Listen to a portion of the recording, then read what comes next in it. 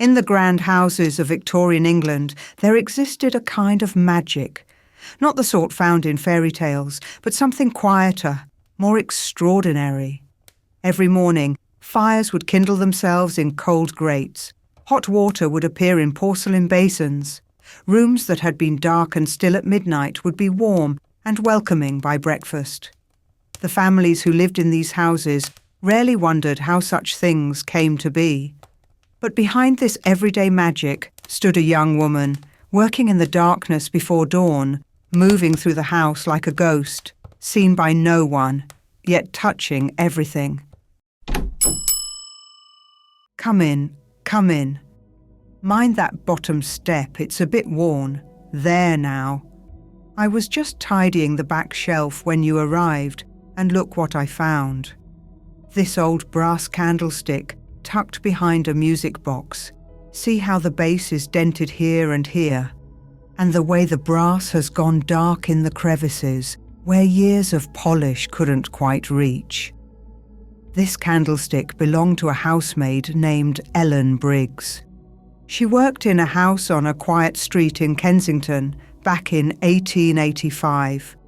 40 years she'd be now if she were still with us, which I rather doubt. But this candlestick, this was her companion through many dark mornings. She carried it down 3 flights of stairs before the sun rose, while the whole house slept. I sometimes wonder what it was like, you know, to be young and far from home, to wake before the birds, to work surrounded by beautiful things that could never be yours. Ellen's story isn't one of great adventures or dramatic turns. It's simply the story of an ordinary morning. But I find there's something rather extraordinary in the ordinary, don't you?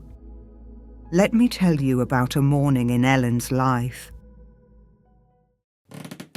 The attic room was cold, the kind of cold that seeps into your bones and makes you curl tighter beneath thin blankets, reluctant to leave even the modest warmth of sleep.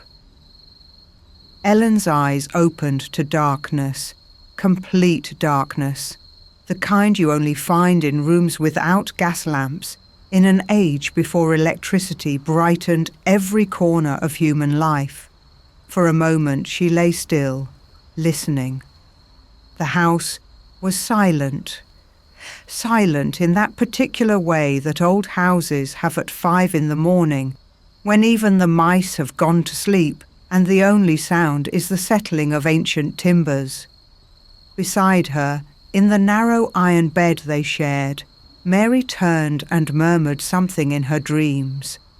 Mary was the under-housemaid, younger than Ellen by 3 years, and she was allowed to sleep another half hour. Ellen, as the upper housemaid, had the privilege of waking first. She slipped from beneath the covers, her bare feet finding the cold wooden floorboards. The shock of it ran up through her ankles, her calves, all the way to her shoulders, and she suppressed a shiver. Moving by memory rather than sight, she found the small table where her candlestick waited. This very candlestick, with its box of matches beside it. The match flared bright in the darkness, almost painful after so much black. And then the candle caught, sending warm yellow light dancing across the sloped ceiling. The attic room revealed itself. Small, cramped, the ceiling following the angle of the roof so that Ellen could only stand fully upright in the centre. A single window, barely larger than a dinner plate, looked out onto nothing but sky. Her clothes hung on a hook behind the door, the plain cotton dress dark blue, nearly black, that she wore for morning work, a coarse apron already stained with yesterday's labours. Her cap, white once, now grey despite her best efforts. She dressed quickly, her fingers moving through buttons and ties with the automatic ease of long practice, never quite warming. her breath making small clouds in the candlelight. The wash basin held water from the night before. She'd filled it herself, knowing she wouldn't have time this morning to fetch fresh. The water had gone cold, of course, and she splashed it on her face with a gasp that she muffled against her hand. Mustn't wake Mary. Mustn't wake anyone. She pinned her hair beneath her cap, checked that her apron was straight, picked up her candlestick and opened the door to the narrow servants' staircase. The stairs creaked if you stepped in the middle. She kept to the edges, where the boards were more firmly nailed, descending through the sleeping house like a careful spirit, her candle casting long shadows on the walls. Down past the second floor, where the family's bedrooms lay behind heavy oak doors. Down past the first floor, where the parlour and library waited, cold and dark. Down to the ground floor, where her work would begin. The grandfather clock in the hallway showed 5:30. Ellen had precisely 2.5 hours before the family would begin to stir. 2.5 hours to transform a cold, dark house into a warm, welcoming home. And no one must see her do it. The drawing room was her first task. Always the drawing room, because it was the largest room and needed the longest time to warm.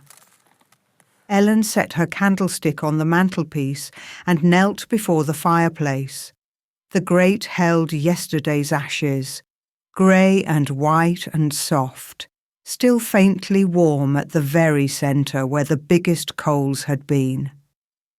She took up the small brass shovel and began to scoop the ashes into her ash bucket, working carefully, methodically, the way Mrs. Abbott, the housekeeper, had taught her 3 years ago when she first came to this house as a girl of 16.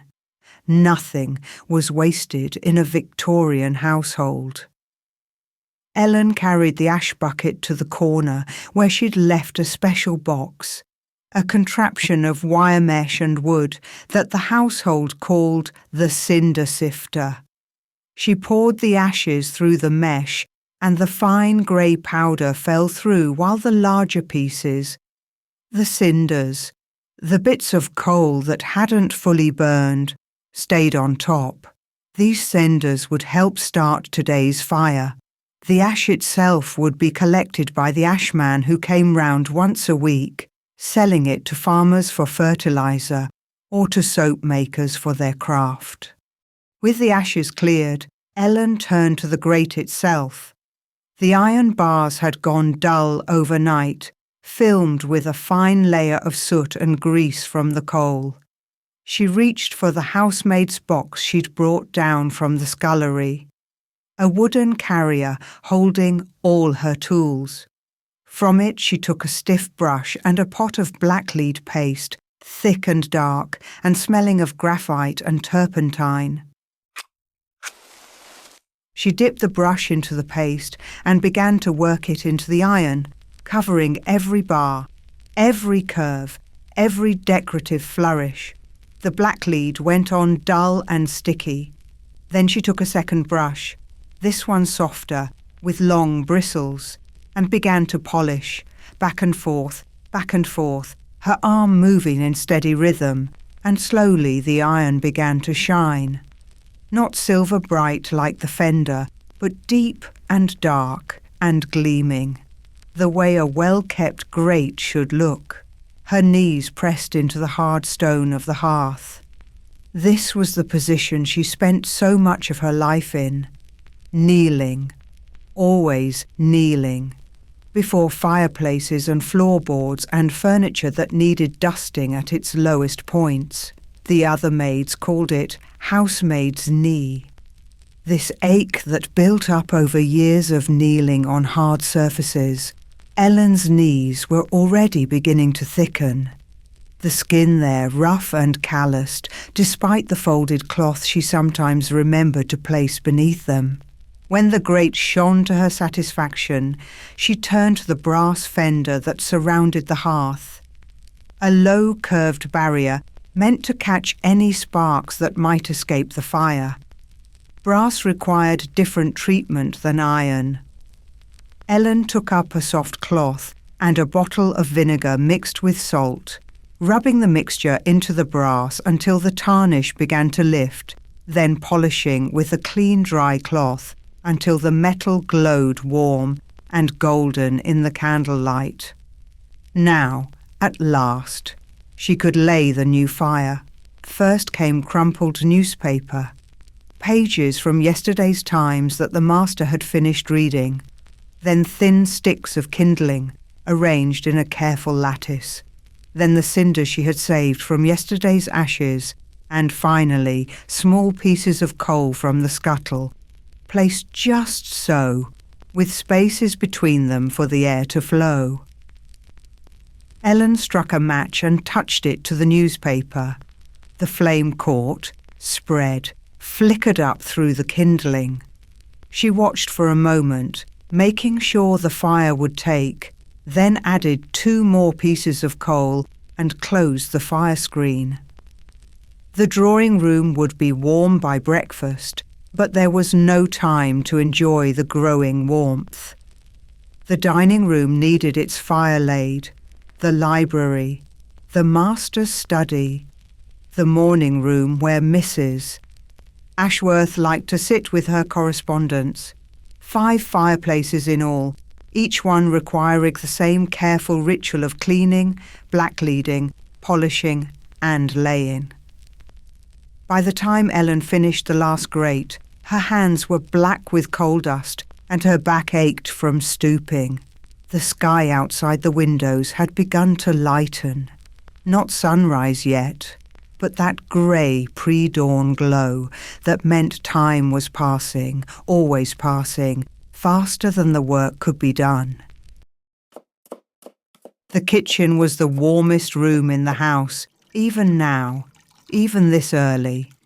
Cook had been up since 4, stoking the great iron range that occupied nearly an entire wall, and the air smelled of wood smoke and bread dough, and the first hints of bacon beginning to sizzle in its pan.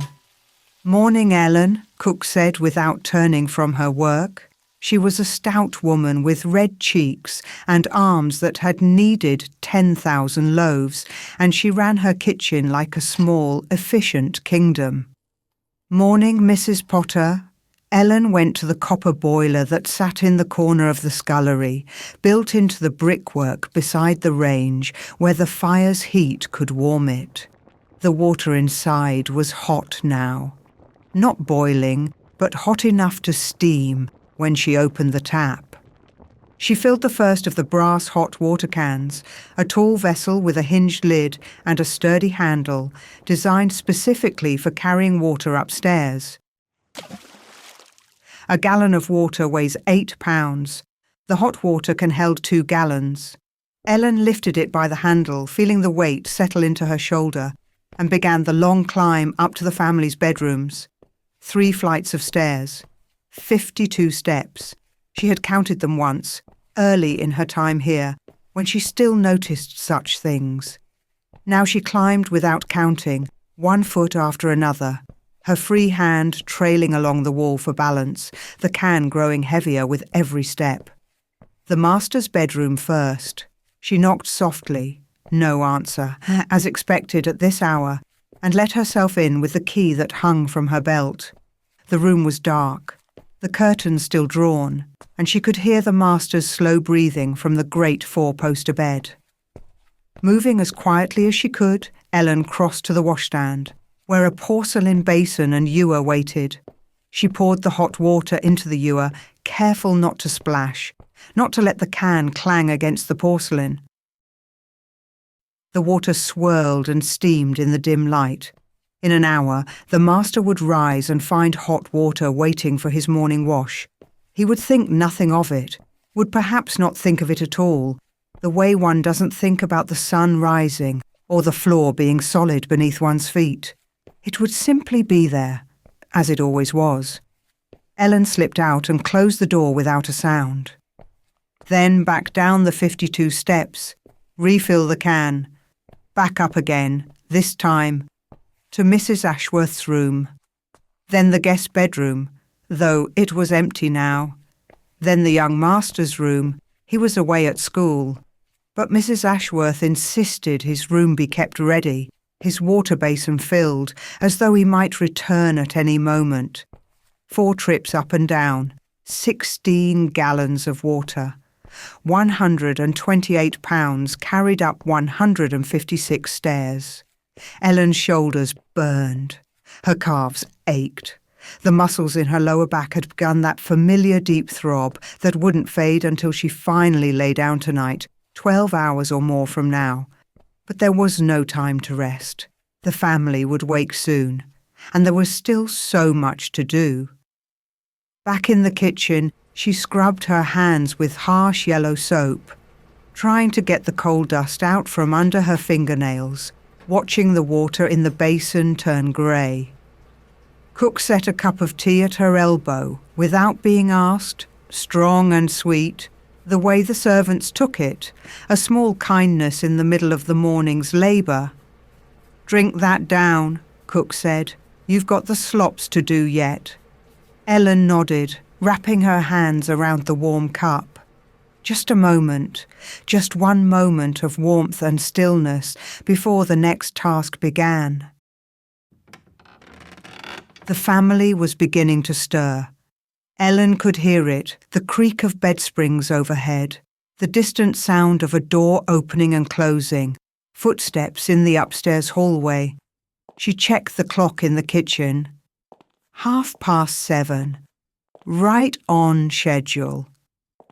She took up her housemaid's box and slipped up the back stairs quick and quiet to begin the work that must be done while the family was at breakfast. This was the most delicate part of her morning.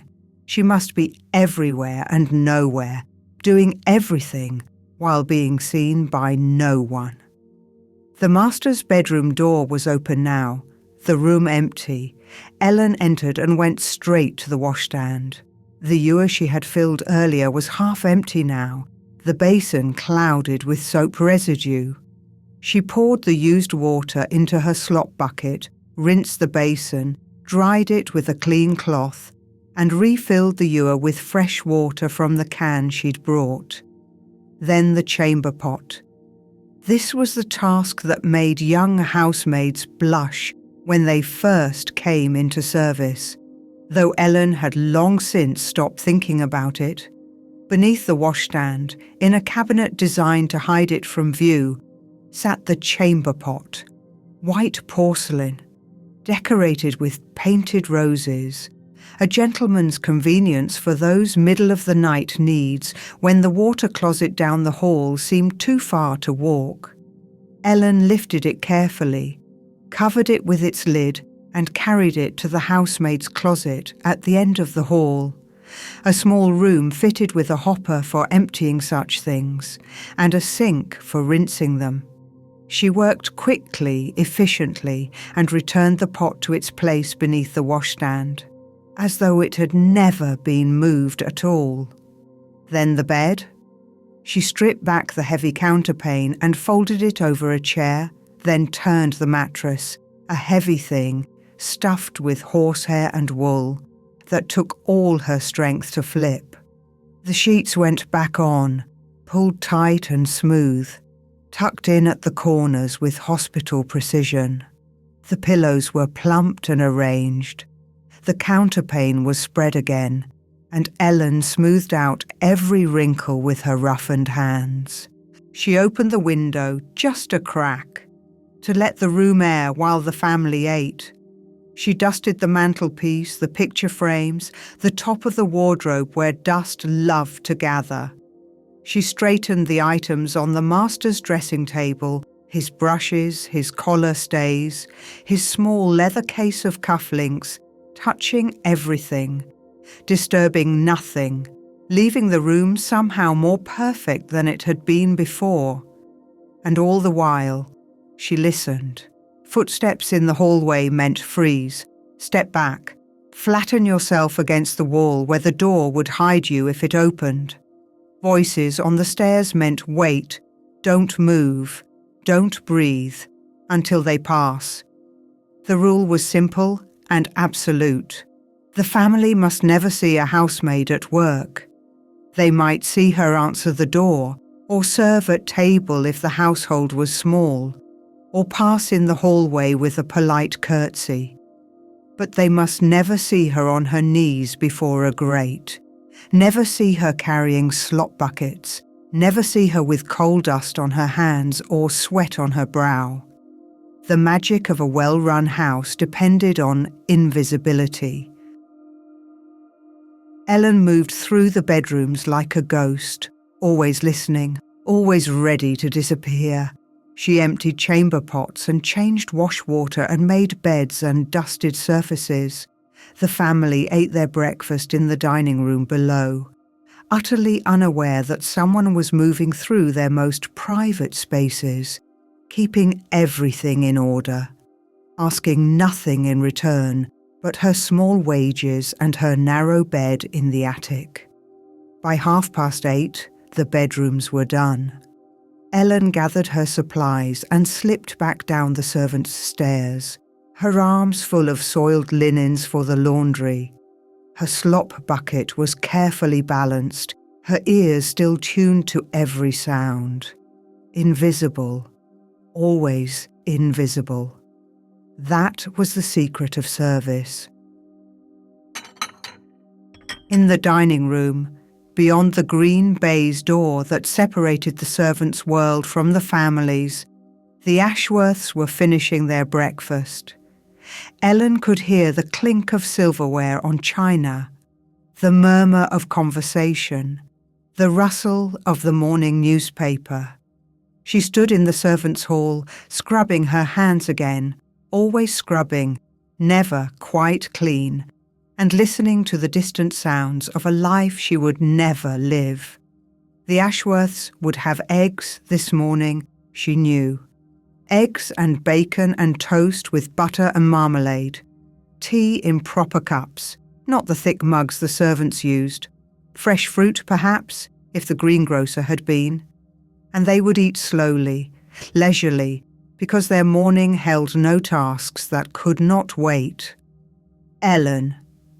Mrs. Abbott appeared at the doorway, the housekeeper's keys jingling at her waist. "You're wanted to clear?" Ellen dried her hands on her apron and passed through the baize door into the family's world. The dining room was warm now, the fire she had laid burning steadily, the morning light streaming through tall windows onto walls papered in sage green. Mrs. Ashworth glanced up as Ellen entered, a brief glance, neither friendly nor unfriendly, simply acknowledging her existence, and then returned to her conversation with the master. Ellen moved around the table, collecting plates and cups, stacking them carefully on her tray. She had learned to do this almost silently, to be a presence felt rather than heard, to take away the detritus of the meal without interrupting its flow. The master was saying something about his business, shipping, she thought, or perhaps imports, and Mrs. Ashworth was nodding, her attention apparently fixed on him, though Ellen knew she was also keeping track of every item Ellen removed from the table. Nothing escaped Mrs. Ashworth's notice. Not a water spot on a glass, not a fingerprint on the silver, not a wrinkle in the tablecloth or a crumb left behind on the sideboard. Ellen carried the loaded tray back to the kitchen, where the scullery maid would wash the dishes, and returned for a second load, then a third, and then finally, her own breakfast. The servants ate in the servants' hall, a plain room with a long wooden table and benches instead of chairs. Cook had laid out what remained from the family's breakfast, along with bread and butter and strong tea. Ellen sat down heavily, her legs grateful for the rest, and ate without much attention to what was on her plate. Bread butter, a bit of bacon, slightly burnt, tea with milk and sugar. Around her, the other servants talked quietly. Mary, who had been up for an hour now and was full of chatter about a boy she'd seen at church on Sunday. The kitchen maid, who never said much of anything. James the footman, who thought rather too highly of himself, but could be amusing when he wasn't being pompous. Ellen listened and chewed and felt the warmth of the tea spreading through her tired body. 20 minutes, that was all she was allowed. 20 minutes to eat and rest before the next round of work began. 20 minutes to be something other than a pair of hands, a back for bending, a shadow moving through the house. She looked down at her hands wrapped around the thick china mug. The knuckles were red and rough. The nails were short, broken in places despite her best efforts to care for them. There was a healing burn on her left thumb from yesterday's fire lighting, and a callus on her right palm from years of wringing out cloths. These hands had touched every surface in the house, had polished silver and brass and mahogany, had carried hundreds of gallons of water up hundreds of stairs, had scrubbed and dusted and folded and straightened until they knew the work better than her mind did. And yet, to the family upstairs, these hands were invisible. Ellen was invisible. A convenience, like the running water that was just beginning to be installed in some modern houses, or the gas lamps that lit themselves with a turn of a key. But that was all right, she told herself, draining the last of her tea. That was the life she had chosen, or rather, the life that had chosen her. The only life available to a farmer's daughter from Kent with no education and no prospects beyond service. At least she had a roof over her head, food in her belly, £8 a year, plus her room and board, which was better than many could say. And besides, the morning was only half over. There was still so much to do. After breakfast came the true deep cleaning of the house. Monday was for the drawing room, Tuesday for the dining room, Wednesday for the library, and so on through the week. This rotating schedule ensured every room received its thorough attention while the daily tasks continued unabated. Today was Thursday, which meant the morning room. Ellen fetched fresh dusters and cloths, a bucket of warm water mixed with a little vinegar, a soft brush for the upholstery. The morning room was Mrs. Ashworth's domain, a sunny space at the back of the house where she wrote her letters and met with callers and supervised the household accounts. Every surface was covered with small objects, framed photographs, porcelain figurines, a collection of small boxes in silver and enamel, dried flowers under glass domes. Each object had to be lifted, dusted, and replaced in exactly its proper position. Mrs. Ashworth would notice if a photograph frame was turned even slightly, if a figurine faced a different direction, if the spacing between objects on the mantel had changed. Ellen worked slowly, carefully, memorizing the position of everything before she touched it, returning everything to its precise place. The windows came next, inside only, as the outside was the job of the odd man who came twice a month. She rubbed them with vinegar water until they squeaked, then polished them with crumpled newspaper until they were invisible, mere holes in the wall where the light poured through. The fireplace, the furniture, the rug. Beaten yesterday and now needing only a light brush. The lampshades, dusted gently so as not to disturb their delicate silk. The pictures on the walls, their frames wiped, their glass polished. By noon, the morning room gleamed, and by noon, Ellen had been working for 6.5 hours. She climbed the stairs to her attic room, a luxury this midday trip, allowed because she needed to change into her afternoon uniform. Off came the soiled work dress, stiff now with dried sweat and coal dust. Off came the stained apron. She washed quickly at the basin, cold water again, always cold water, and put on her afternoon things. The afternoon dress was better, black, but of finer cotton, almost respectable. The afternoon apron was white, starched and pressed, edged with a bit of plain lace. The afternoon cap was fresh, pinned neatly over her smoothed hair.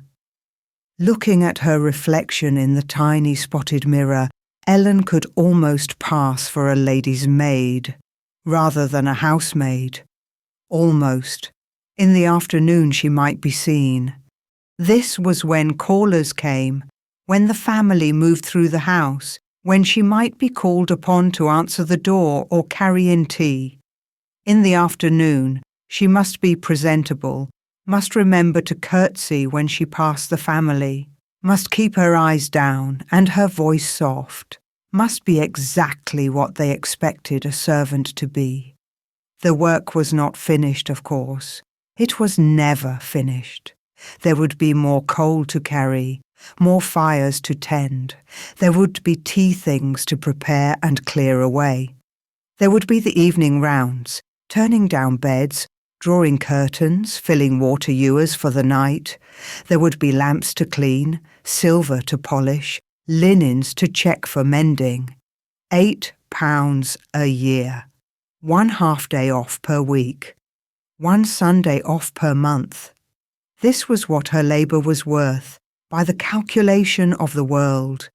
And she would work until 10 o'clock tonight, perhaps later, before climbing the 52 steps to her attic room for the last time, falling into her narrow bed beside Mary and sleeping the heavy, dreamless sleep of exhaustion. 12 hours more. Then she would do it all again tomorrow, and the day after that, and the day after that, until she was too old to work, or until she married and left service, or until something changed in a world that seemed to change so slowly, so reluctantly, for people like her. But that night, after the work was finally done, after the last lamp was extinguished and the last door locked, Ellen did something she rarely did. Instead of falling straight into bed, she sat for a moment by the tiny attic window. Mary was already asleep, breathing softly in the darkness. The house below was silent at last, truly silent, the silence of a home at rest, every fire banked, every clock wound, every soul inside drifting in their own private dreams. Ellen had lit her candle, this candle, in this very candlestick, and she held it up to the window, looking out at the night sky above London. The stars were difficult to see, dimmed by the city's smoke and the glow of countless gas lamps. But tonight was clear and cold, and a few stars managed to shine through small points of light, impossibly far away. Older than England, older than service, older than the very idea of masters and maids. She was 19 years old. She had been in service since she was 14. 5 years of early mornings and aching knees and invisible labour. But sitting here, in this quiet moment, with the candlelight warm on her face, Ellen allowed herself to think about the future. She thought about her sister, who had married a shopkeeper in Canterbury and now had her own little house, her own kitchen, her own life. She thought about the cook in a house where he'd worked before, who had saved her wages for 20 years and then opened a small boarding house by the sea.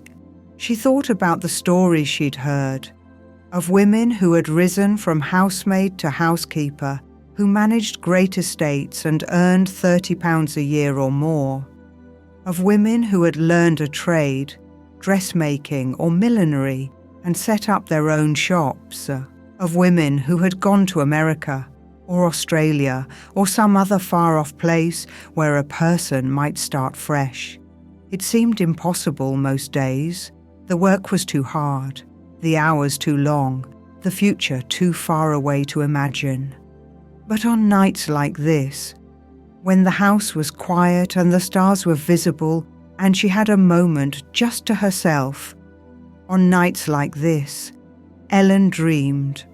Maybe someday she would have a little shop of her own, nothing grand, just a small place where she could sell the things she'd learned to appreciate in her years of polishing and dusting. Old brass candlesticks, perhaps, antique picture frames. The small, beautiful objects that rich people discarded and poor people treasured. She smiled at the thought, and the candlelight flickered. Probably it would never happen. Probably she would work in service until her back gave out and her knees couldn't bend anymore. Probably this attic room, or one very like it, would be her home for years to come. But the dream was there, small and warm as a candle flame, and she held on to it the way she held onto this brass candlestick as she blew out the light and lay down to sleep. Tomorrow would come early. Tomorrow always came early. But for now, in this moment, Ellen was not a housemaid. She was simply Ellen, a young woman with a dream, looking at the stars, holding on to hope in the darkness. And so Ellen's candlestick found its way here to my little shop. After all these years, I don't know what became of her, truth be told. I bought this candlestick at an estate sale in Kensington 30 years ago now, and the woman who sold it to me knew nothing of its history. I like to think she got her little shop, that somewhere, somehow, Ellen Briggs stepped out of the shadows and into a life of her own making. But perhaps it doesn't matter. Perhaps what matters is that her story is still being told, that someone somewhere is thinking about a young woman who woke before dawn and carried hot water up 52 stairs and dreamed of stars she could barely see. There were so many like her, you know. Millions of women working in the darkness, keeping the world turning while everyone else slept. We don't remember their names, most of them. We don't know their dreams.